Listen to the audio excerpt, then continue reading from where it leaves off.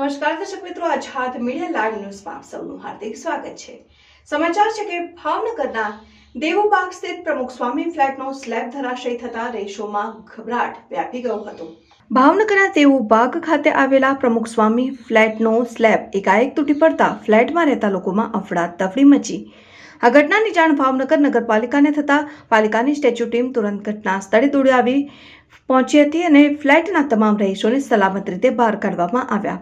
ઉપર ત્રીજા માળથી જે એક બાજુનો દાદરો જર્જરિત હતો થોડા ટાઈમથી, આમ તો 5 વર્ષથી એ ઉપર જે છેલ્લા માળે જે રહેવાસી રહેતા હતા ભાવેશભાઈ કરીને, તેની ઉપર પગ મૂકતા આખો દાદરો ધરાશાયી થઈને નીચે પડી ગયો। આખા ત્રણ દાદરા નીચે અને બધું કાટ મળે એની ઉપર પડતા એ મૃત્યુ પામ્યા।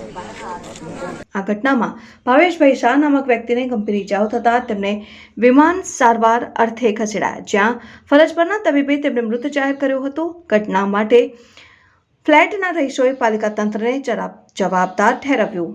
મારે એટલો પ્રશ્ન પૂછવાનો છે કે ફ્લેટ આ રીતનો થયો છે તો કોર્પોરેશને જે બતાવે છે ન્યૂઝ મીડિયામાં અને આ બધામાં કે કોર્પોરેશન છે એ આ બધાને નોટિસ આપે છે રીડેવલપમેન્ટ માટેની કે પાડવા માટેની જે કાંઈ પ્રોસિજર એની હોય, તો મારે કોર્પોરેશનને એ પ્રશ્ન પૂછવાનો છે કે પ્રમુખ સ્વામી ફ્લેટને એને નોટિસ આપી છે કે નહીં, અને જો નથી આપી તો કેમ।